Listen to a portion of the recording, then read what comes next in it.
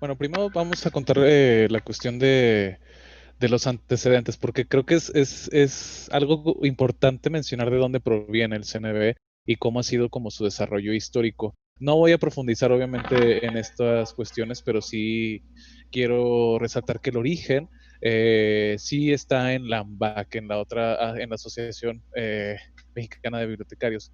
¿Por qué?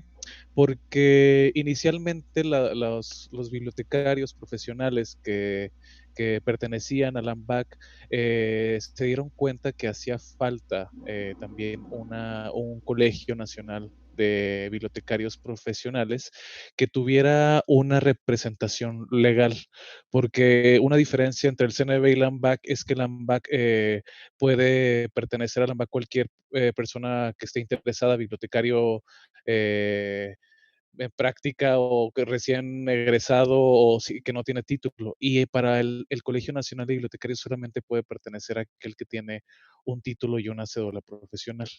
Entonces, en ese momento, en 1979, es cuando surge ahora sí, surge esta necesidad y empiezan a asumir que era sumamente necesario ya tener y contar con ahora sí, con una representación legal ante la Dirección General de Profesiones, etcétera. Entonces, más o menos en octubre, 16 de octubre de 1979, ya se hace el registro ante un notario público, etcétera. Obviamente, muchos de las personas que firmaron esta primera escritura, vamos a poner esta acta, son de las personas que conocemos hasta el día de hoy, ¿no? Entre ellos María Concepción Márquez Telles, Roberto Antonio Gordillo Gordillo, Estela Morales Campos, Álvaro Quijano, Beatriz, Juana Casatirao. Entonces son personalidades que son representantes para nosotros, ¿no? Creo que para toda la historia de la bibliotecología contemporánea. Entonces, más en esto tiene como sus antecedentes. Y pues, ¿qué nos puede decir al respecto de esto? Que la representación legal era lo más importante. No sé, Ángeles, si tú quieres agregar algo. Como bien comentó Gerardo, y como es conocido dentro del medio, la AMBAC permite agremiarse a cualquier persona que esté trabajando, que esté laborando dentro de las bibliotecas o en las unidades de información. Sin embargo, bajo esta perspectiva y en esta necesidad de ir visibilizando no solamente a las personas que laboran en la biblioteca, sino al profesional como la figura de aquellos que tienen la responsabilidad de tomar decisiones, y decisiones informadas con pleno conocimiento de causa, es como se empieza a dar en cualquier profesión la creación de colegios de profesionales. La representación legal del colegio, a diferencia del AMBAC, es que el colegio tiene ante la Secretaría de Educación y ante la Dirección General de Profesiones la responsabilidad legal de responder tanto por el código de ética de sus profesionales como de defender tanto los programas de estudio, los conocimientos que requiere el profesional, determinar y definir cuáles son las características que un buen profesional debe de tener, que evidentemente, a diferencia del AMBAC, que si bien es un buen trabajo, es un gran trabajo y permite agremiarse, como bien lo decimos, a cualquiera que esté interesado, no tiene esta rigurosidad y este requisito de contar con una cédula que implica evidentemente que tenga conocimientos en el área y que una vez que tenemos la cédula profesional, como nos lo dicen en la toma de protesta, la sociedad nos puede demandar que no estamos haciendo bien el trabajo. Esto confluye también con que se haya generado históricamente dentro de México el doctorado en bibliotecología, que fue gracias también, dentro de este medio y el reconocimiento de los profesionales, que se impulsó la preparación del profesional. En México no existía. Una de las personas que integra este equipo de profesionales interesados y que promueven el nacimiento del colegio es la doctora Arginsonis, que es la primera doctorada en bibliotecología en México y que gracias a ella es por quien se impulsa el trabajo del posgrado en bibliotecología.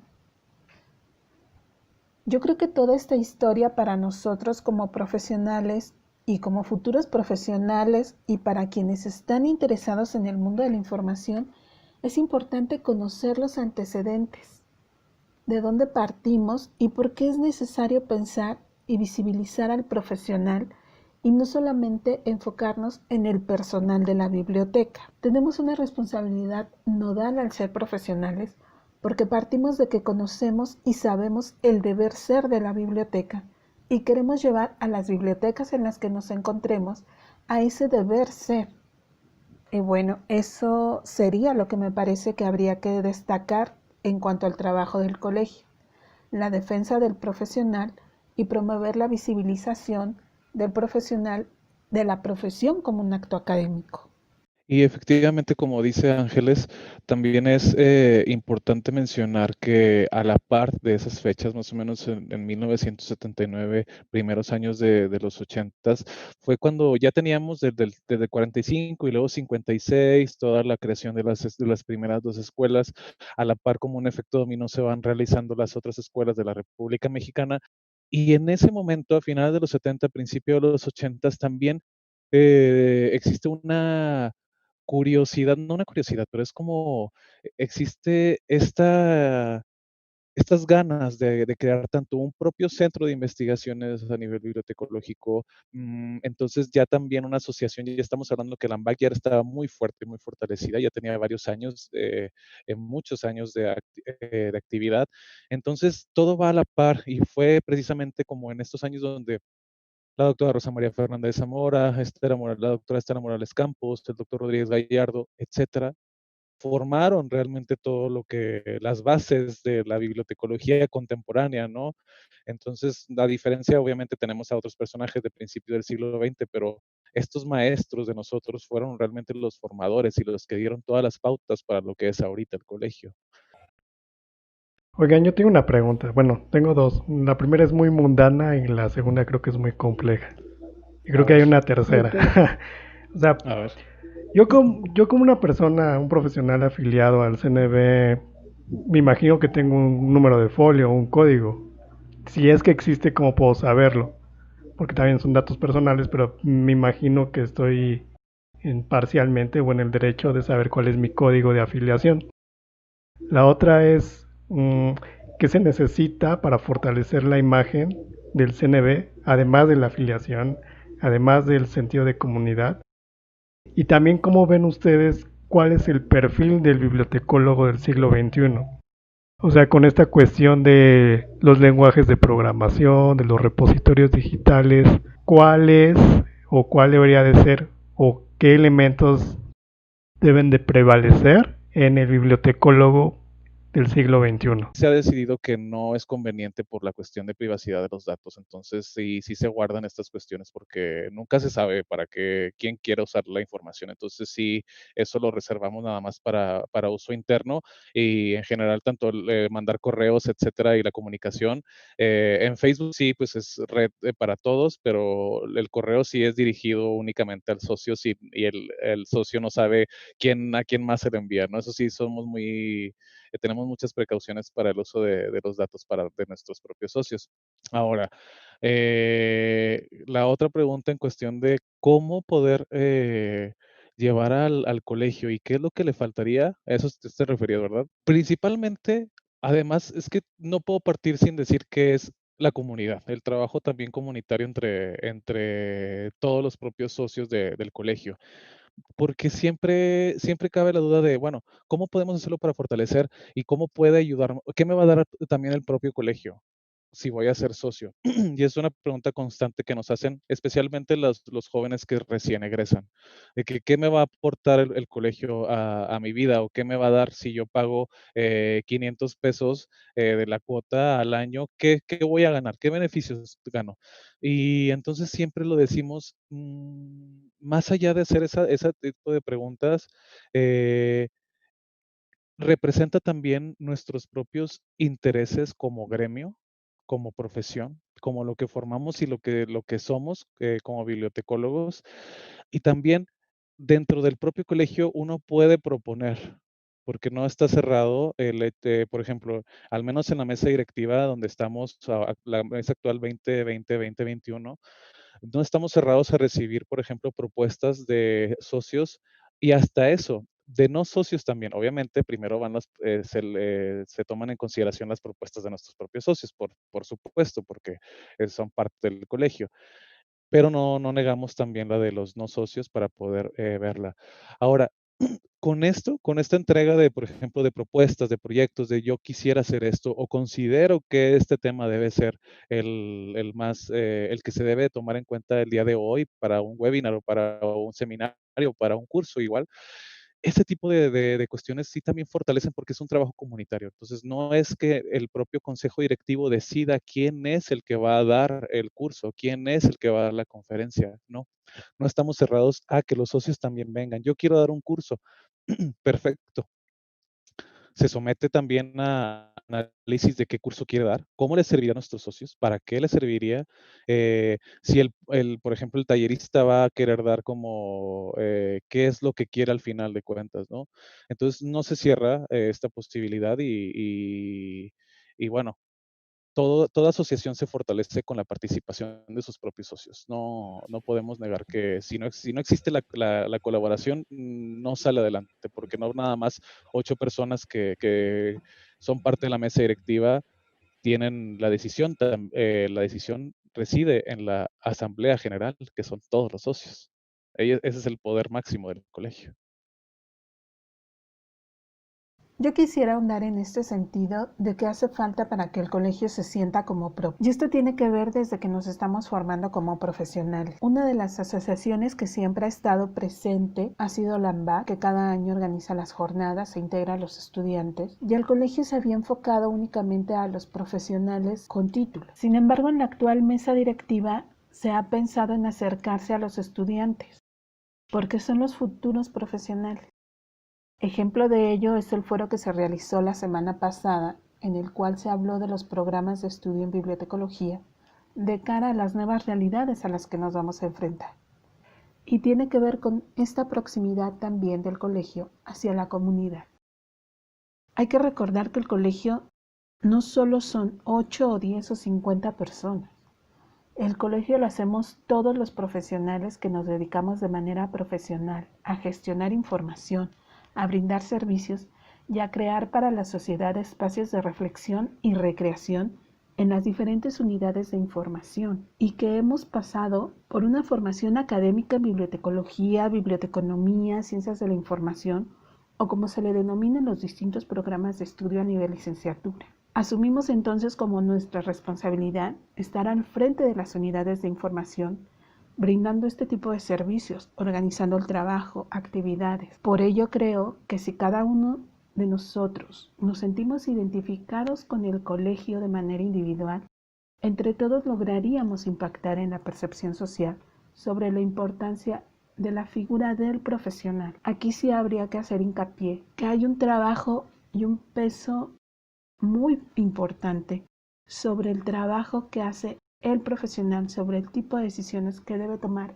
el profesional. Además, hace rato les comentaba, el colegio le toca tener la representación del profesional y la defensa de la profesión ante la Dirección General de Profesiones.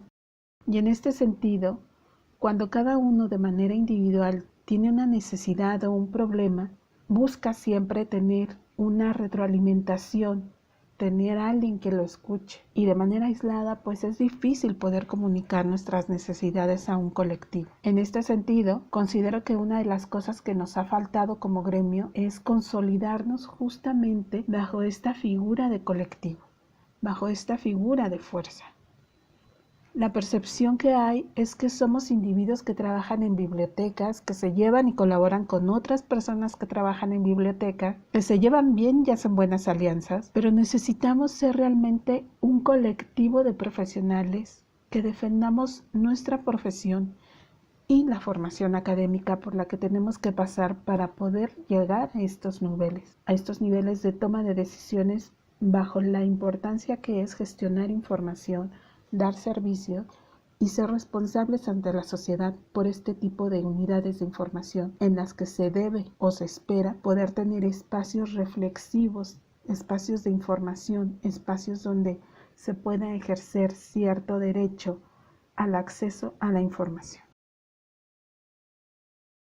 De hecho, también complementando un poco lo que menciona Ángeles, resulta importante que en la semana pasada, miércoles y jueves hubo un foro de todas las escuelas, como ya lo mencionó, Entonces, ahí también vimos la matrícula con la que cuentan cada una de los representantes, bueno, de las licenciaturas de toda la república, nada, solamente faltaron 2.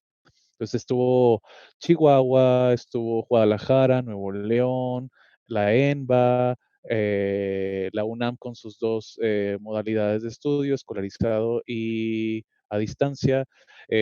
También estuvo el Estado de México, Valladolid, etcétera. Bueno, cuando nos hablaban de la matrícula, también es algo que en esta mesa directiva hemos dicho y que queremos poner a mucha atención. La relación con las escuelas debe ser muy fuerte. Tenemos que tener lazos muy fuertes con ellos porque ellos son los que salen, de ahí salen nuestros egresados, salen los próximos bibliotecólogos. Entonces, sin ellos, pues son los que son los próximos a trabajar. En algún momento ellos serán los directores de las nuevas bibliotecas o de unidades de información y son ellos los que van a dirigir la profesión también en un futuro.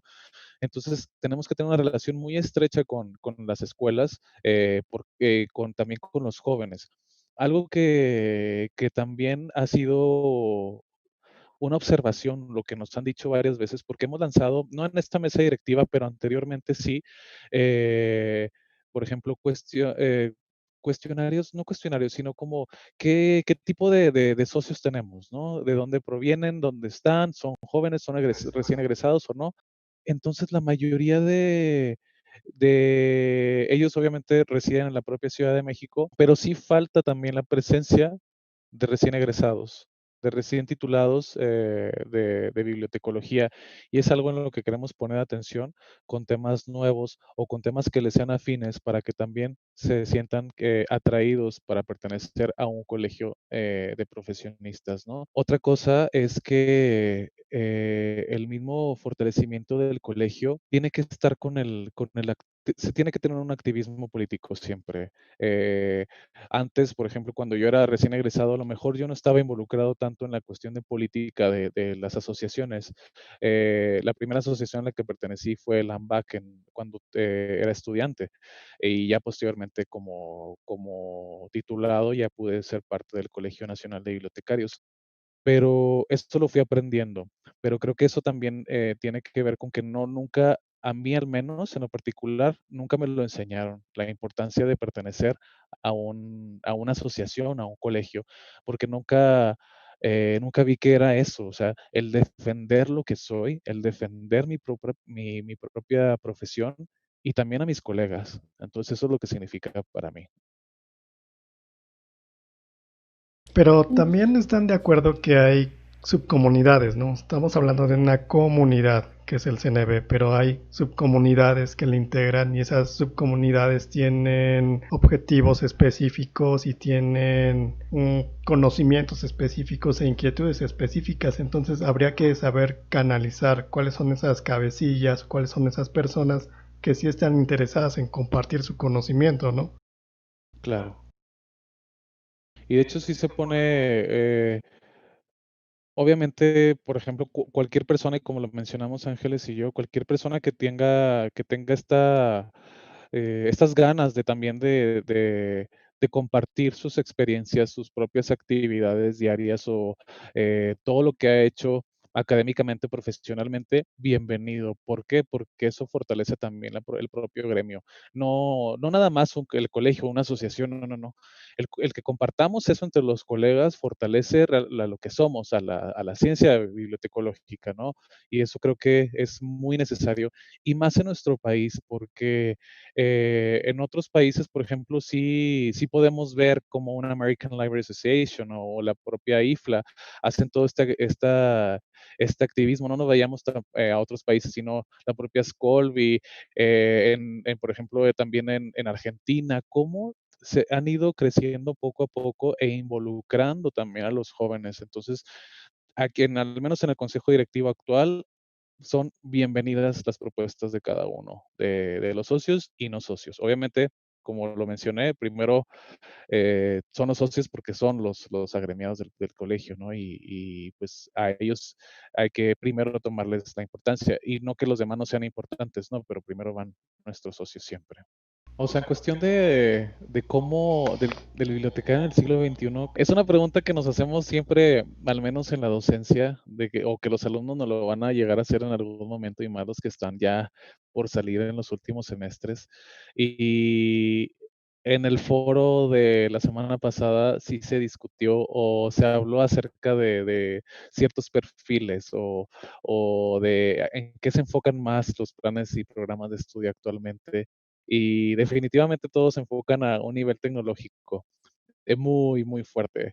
Seguramente cuando yo estudié la licenciatura no estaba tan cargada, obviamente, no era el momento, pero en este momento sí está cargada hacia la tecnología. Algo que me llama mucho la atención y que lo platicaba con la doctora Rosa María Fernández, era que decíamos que sí, está muy bien que carguen, pero no hay que perder de vista nuestros fundamentos teóricos y la cultura que nos enmarca a todos los bibliotecólogos. Es decir, que porque ya estaban como dejando de lado, o se estaba dejando de lado, y eso lo podemos ver en la historia también de cómo se ha renombrado a los propios planes y programas de estudio, ¿no? Yo recuerdo que yo estudié en una licenciatura de Bibliotecología y Ciencias de la Información en la Universidad Autónoma de Nuevo León, y actualmente esa carrera ya no existe. Ya se llama de otra forma y no se llama como bibliotecología. Entonces eso también es como resultado de una evolución que para algunos es correcta, para otros no. Para mí, independientemente si se carga más a la tecnología por la situación y el contexto en el que vivimos, y actualmente lo estamos viendo, ¿no? La reunión que tenemos en este momento pudiera haber sido en un estudio presencial y estar los 5 platicando y charlando, pero pues en este momento no se puede, ¿no? Entonces, independientemente de eso, no hay que olvidar nuestras propias bases y lo que somos como bibliotecólogos y nuestra función. Y si lo relacionamos con la tecnología, está perfecto, es muy bien, es muy bien. Pero si perdemos estas bases teóricas de nuestra propia disciplina, ya no seríamos bibliotecólogos. Entonces hay que complementar las dos cosas. Y creo que para mí eso es un bibliotecólogo en el siglo XXI. Ver presentes sí, las tecnologías, el contexto en el que se vive actualmente con una pandemia, porque ahí en ese sentido va a tener que cambiar y modificar algunas cuestiones de los planes y programas de estudio también, lo que esperamos para un nuevo egresado, porque tiene que tener otro tipo de conocimientos que se enfrenten a esta dinámica social nueva, pero no olvidando también las propias bases teóricas. Ustedes mencionan es no olvidar, ¿no? Los fundamentos que le dan el porqué al surgimiento de nuestra profesión.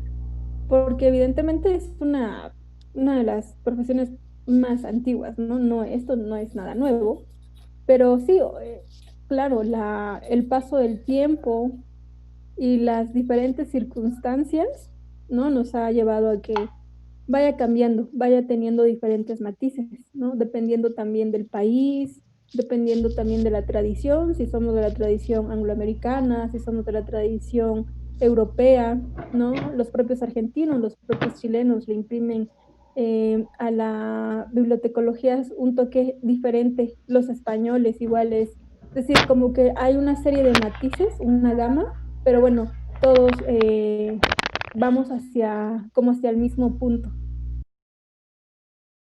Esta parte de los planes de estudio me parece que está relacionado con la manera en cómo se está moviendo el mercado laboral.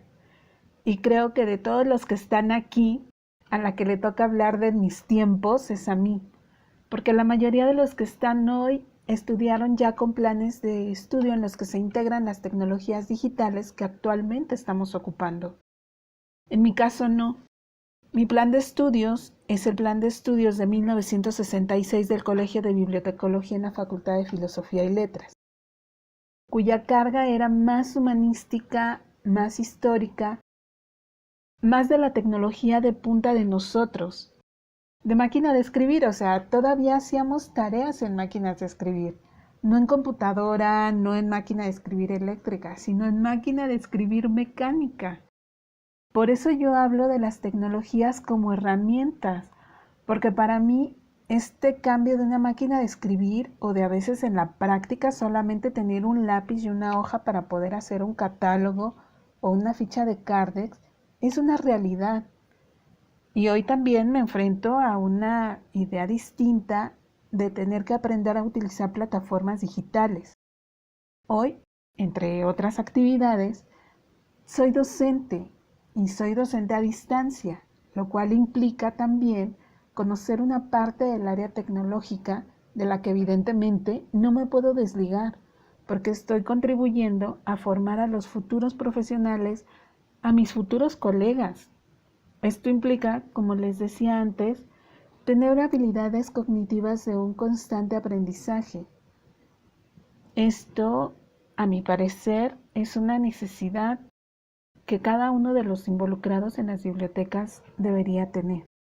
Desde mi punto de vista considero que el CNB es importante, pero también hace falta una integración y hace falta una búsqueda, ¿no? Así como tú vas a tener que ir a buscar a esas personas, las vas a tener que identificar, localizar y convencer para que contribuyan y de alguna manera inspiren a los estudiantes, a los egresados, a los recién titulados a ser parte del CNB, porque siempre es esto de, tú lo dijiste, ¿y qué me van a dar? Como si fuera una membresía de un club, como si fuera el acceso para un lugar de entretenimiento y diversión, cuando es la oportunidad de contribuir y ser parte de la historia.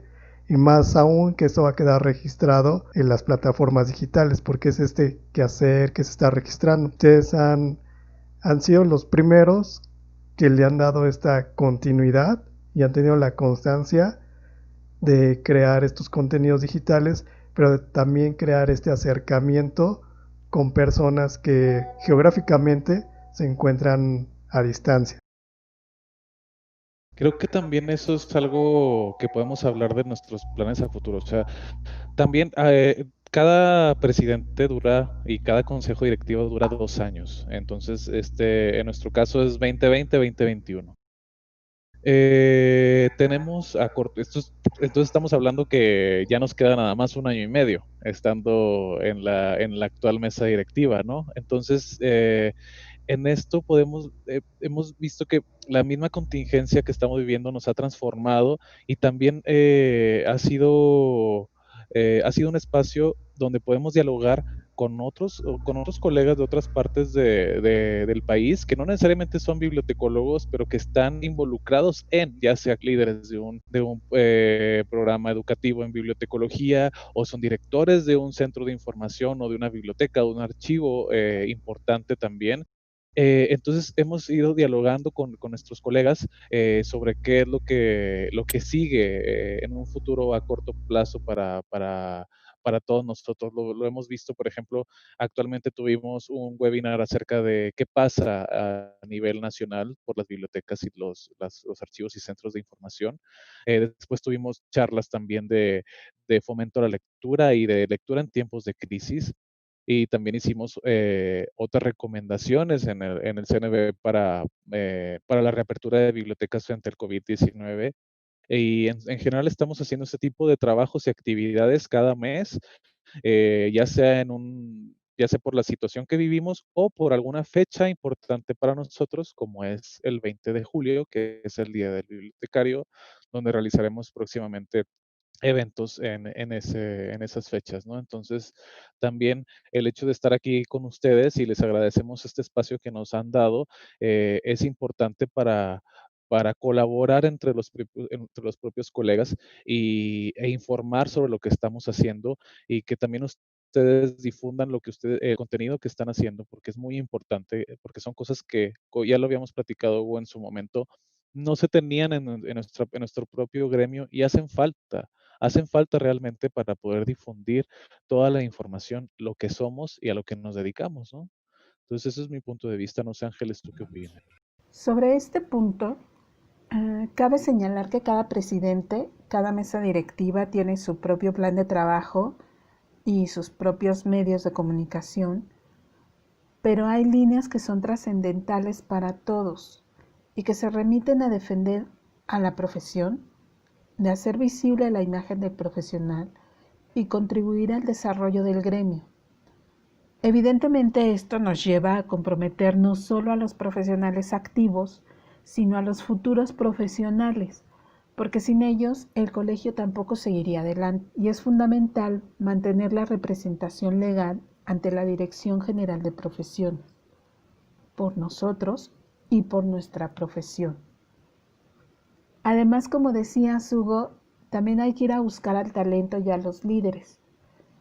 Yo considero que una de las grandes fortalezas y ventajas en la actual mesa directiva es que todos somos especialistas en diferentes áreas de la bibliotecología y de las ciencias de la información. Y esto nos permite ir ampliando redes de contactos, de conocimientos, de colegas, que se van concentrando e integrando a las diferentes actividades que se realizan. Además de tender puentes entre colegas y profesionales de otras disciplinas, que es algo que a lo mejor no solemos platicar o hacer patente en otros canales o en otros medios, pero que sí es importante conocer. También este tipo de redes permite fortalecer al colegio e integrar a los profesionales que se encuentran a lo largo del territorio mexicano a las distintas actividades que realiza el colegio. Porque de otra manera volvemos al mismo punto en el que estamos solos o nos sentimos aislados, y me parece que en este momento existe una gran apertura del colegio.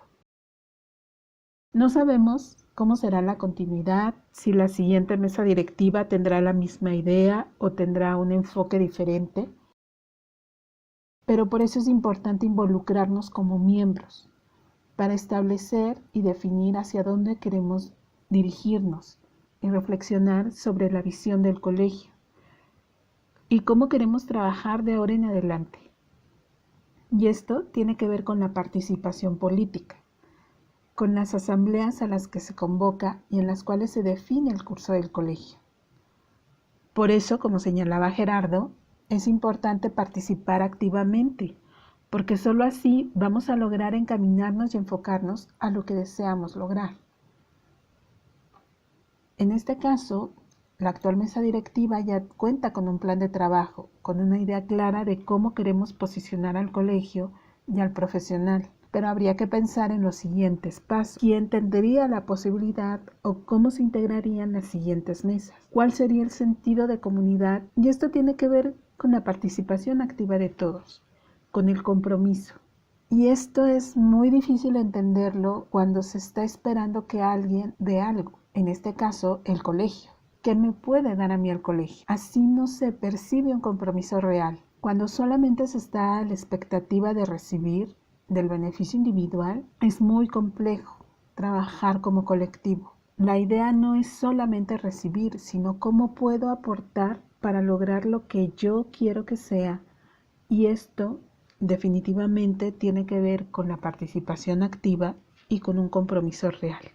Y con la participación y compromiso de diferentes actores, o sea, yo lo veo tanto en los profesionales, en los estudiantes también, también en los proveedores de servicios de información y en las propias escuelas. Creo que es un conjunto de todos nosotros que somos los involucrados en todo el gremio bibliotecario. Y bueno, también obviamente tengo que decir y comentar de nuestras redes, sigan nuestras redes sociales, @CNBMX, en todos lados, en Twitter, Facebook, ahí estamos. Y en nuestro canal de YouTube también, el Colegio Nacional de Bibliotecarios AC, ahí es donde se suben nuestros videos, tanto en vivo o los que preparamos como cápsulas de lectura, etcétera. Entonces, @CNBMX, ahí pueden seguirnos. Y nuestro sitio es cnb.org.mx.